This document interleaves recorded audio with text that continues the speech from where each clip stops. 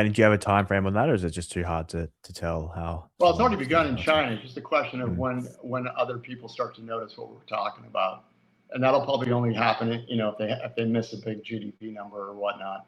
But their GDP growth has been slowing.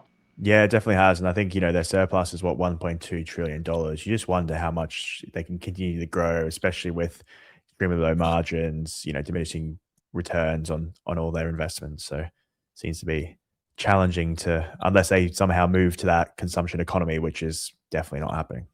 Well, that's what they should have been doing and starting that a while ago. The problem with going to a consumption economy in China is that they have to give up power and control, and I think they are loath to do that. So they've decided to export their way out of this problem and keep themselves enriched, which we'll see we'll see if that works out for them.